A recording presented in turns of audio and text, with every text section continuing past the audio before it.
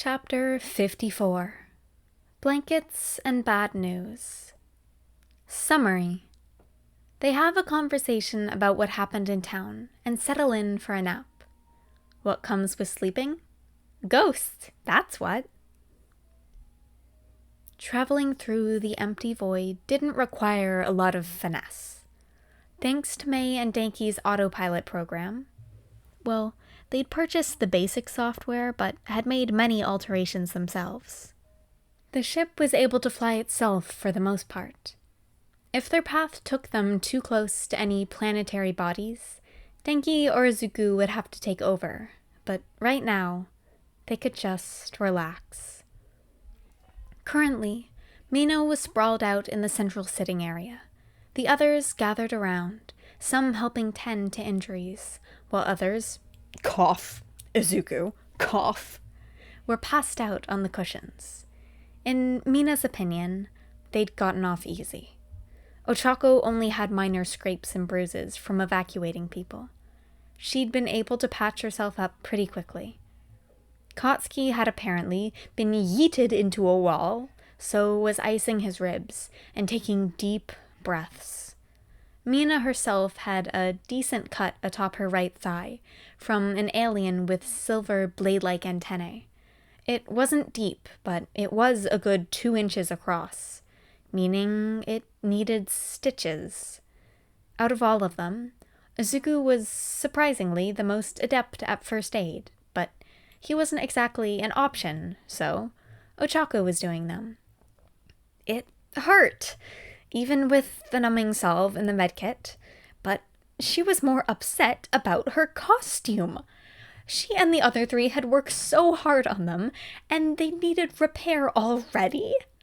The costumes were well made with the best materials they could get at their price range, which included cut/tear-resistant fabric for the spacesuits because, like, a ripped spacesuit? Not good. But Mina supposed antennae that cut through stone walls like butter probably was above the fabric's pay grade. She was lucky it was just a nick and not the whole leg. They really had gotten off easy. There were a few moments down there where she was sure it was the end. The Trellin were well trained, probably as good as third-year heroic students, while they were as good as, well, first years, ones who were out of practice and still not up to their previous level of fitness. Really, Izuku was the only reason they had gotten out of that without being recaptured. It was close. Too close. All done, Ochako said softly, the loose end of the thread making a satisfying snap as it was cut. The stitches were not the most professional looking, but they'd do. More advanced first aid was normally left until second year, but after everything that happened with their class, Aizawa insisted they learn it early. At the time, Mina didn't really see the point. She'd always thought there would be Recovery Girl to help them. With steady hands, Ochako wound soft bandages around her leg. Mina winced when it caught on the new threads, and Ochako shot her an apologetic look. There was a tired silence hanging over the group, weighing them down like Denki's weighted blanket from the dorms. So, Katsuki started, speaking softer than usual due to his injury. Those fuckers found us. They did. Ochako sighed dejectedly. We need to be more careful in the future. How did they even find us? It has to be the message the kidnappers sent, Mei declared, looking a little guilty. Even corrupted, it was enough for them to look into. Whether that was somehow restoring it or just sending people to the origin of the signal, I can't tell, but it had to be that. Ochako sighed deeper. All we got out of the Trellin before the police came was that they knew 6 escaped Terrans frequented the town, and that they had orders to capture us as undamaged as possible. Wait, Denki said, confused. The kidnappers didn't know what town we lived in, right? That means the traffickers had to be watching the town to figure that out. A collective shiver went through the group. The idea of being under the Trellin's surveillance for who knows how long, without even having an inkling. The air was tense. She could fix that, maybe.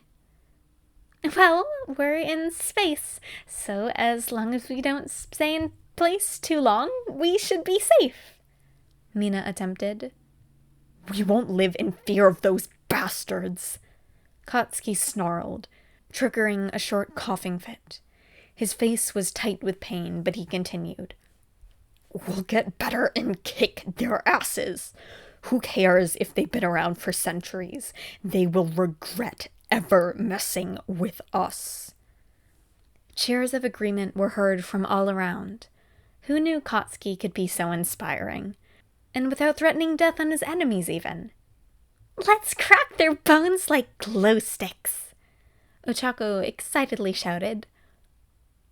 Silence was the universal response for a solid 10 seconds, which doesn't seem like a lot until you experience it. I think everyone should go to bed, Fastel said. They were probably right. Mina's bones felt heavy. After waking up a reluctant Izuku, she would have preferred to just carry him to bed, but none of them enjoyed waking up in a different place than they'd fell asleep in. The group divided themselves between the two rooms in no particular order.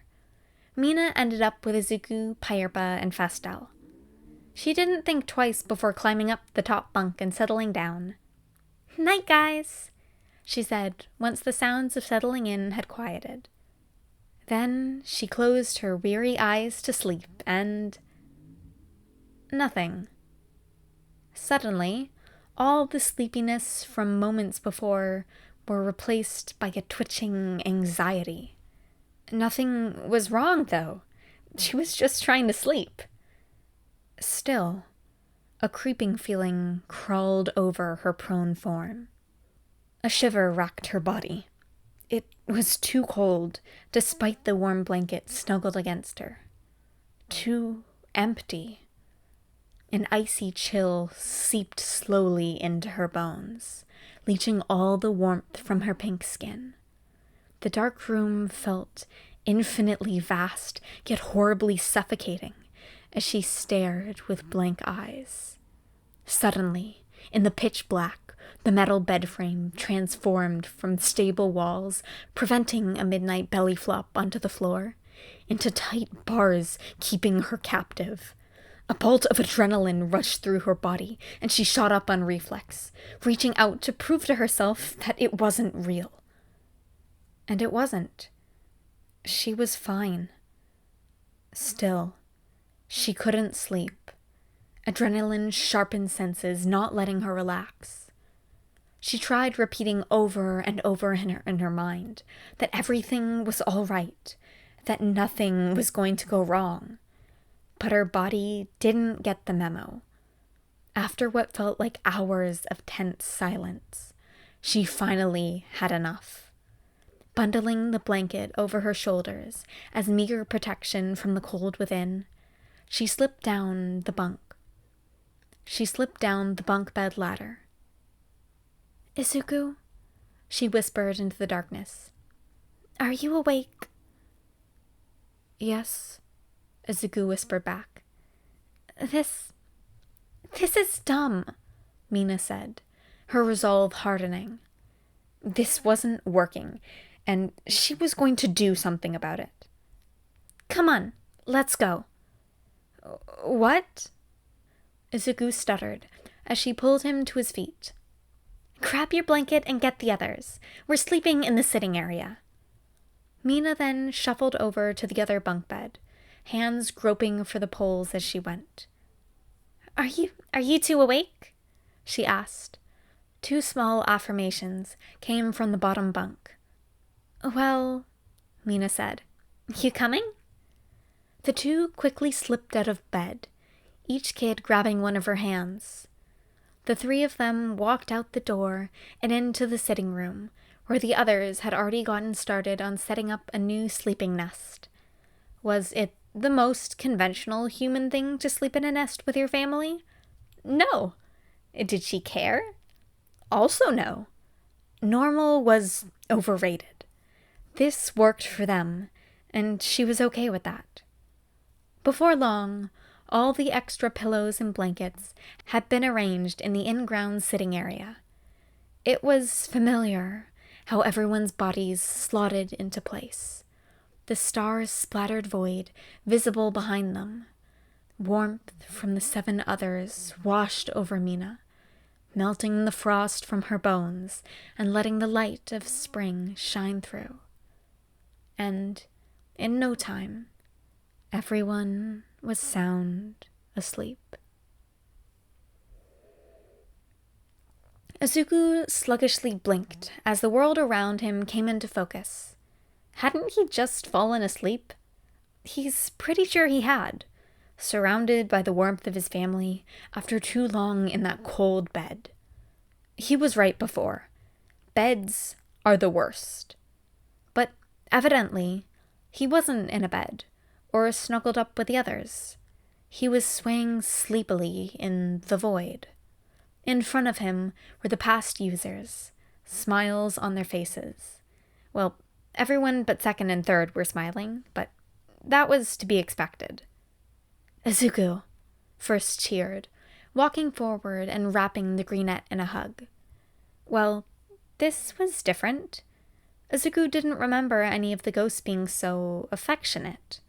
Sure, they were nice and seemed to care about him, but he wasn't sure where this came from. Not that he was complaining. The hug was nice. A large hand patted him on the back. "Good job, kid," Banjo grunted out. "One for all's back up and running." Now, that was more along the lines of what he had expected. Was it just first acting differently? "So, Izuku," Nana started, a slight grimace on her smiling face. "There's something we need to tell you." Before Izuku could begin to spiral on what that meant, first disengaged from the hug and whined. "Seventh, I should be the one to tell him.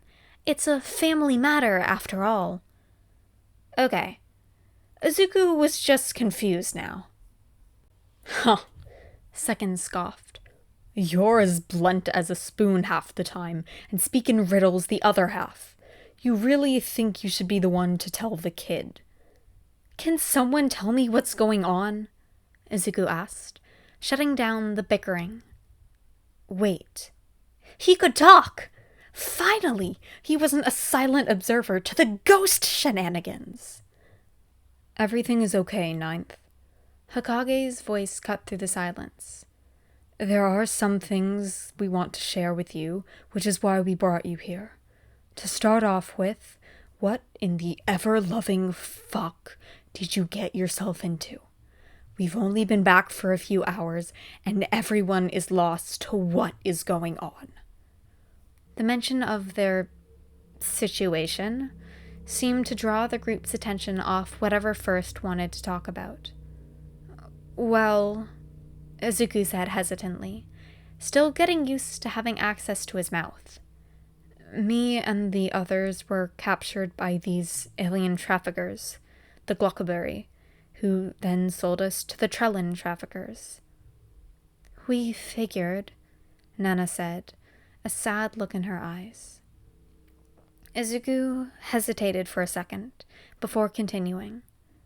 "We were able to escape with Pyerpa and Fastel, 2 kids that were in our cage next to ours on the trafficker ship. We landed on Oxius and worked until we could afford our own ship to travel home. During that time, we went to an alien festival. I got a braid in my hair. I got adopted by Mei. Kachan ate space poison. Ochako and I got kidnapped again for a bit. Mei now has a gun and knows how to use it. Mei adopted Denki, and we fought against a Roomba uprising, caught the space plague, and... Nope, that's it. You're all caught up.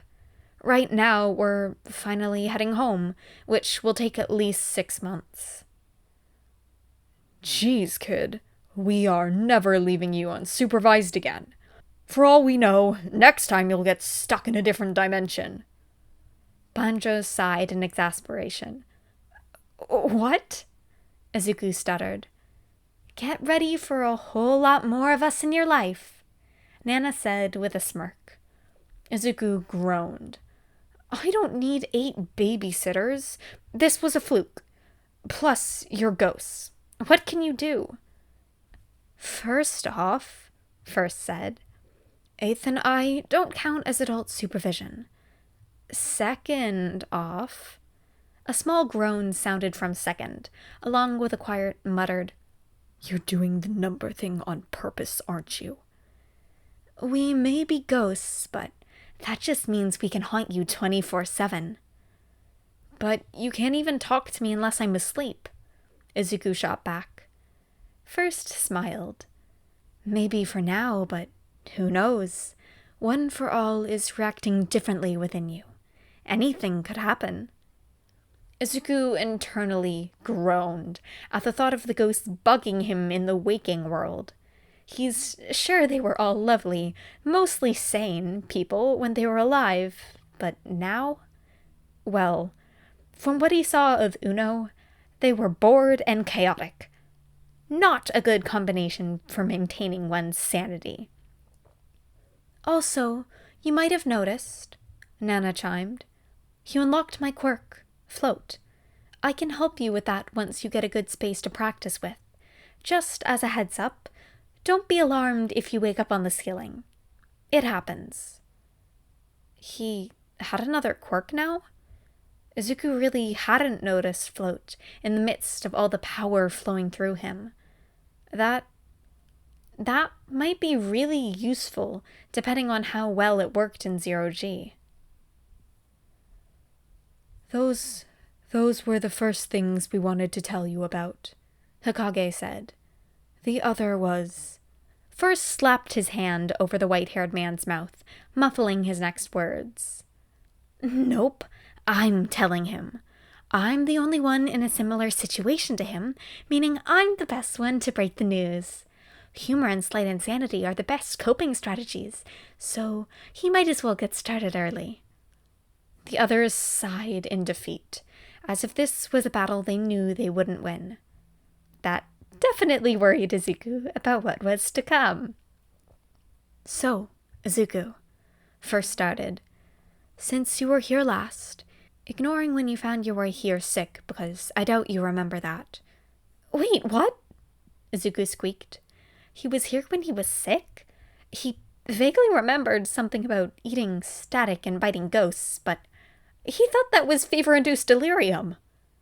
First continued on, ignoring Izuku's comment. Your dad called. Wait, what? How did Yagi contact you? Or was it Aizawa? Izuku trailed off, realizing what he'd admitted. He could feel a furious blush paint his cheeks red. First and Nana cooed at him as he hid in his arms. Can we pretend I didn't say that? He pleaded weakly. Nope, was the simultaneous response. Izuku groaned. Moving on for now, First said with a teasing smile. It was Yagi, as well as your bio dad. How did he... I know my father was pretty serious about calling every month, but this is too much dedication, Izuku sputtered. He couldn't even understand what he was hearing. Yagi and his father had contacted the ghosts? What in the world? Your father is the obsessive type, I can tell you that.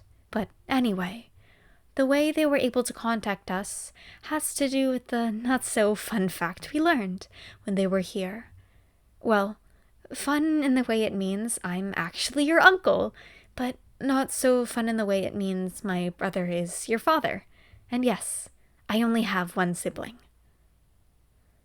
You're terrible at delivering bad news, Second deadpanned, while Izuku was having an internal crisis.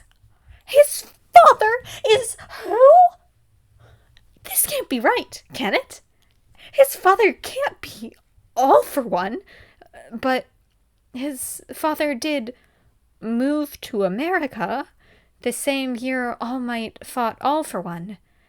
Even as a kid, Izuku thought it was a little suspicious, but he figured it was just that he finally drove his father away due to his quirklessness.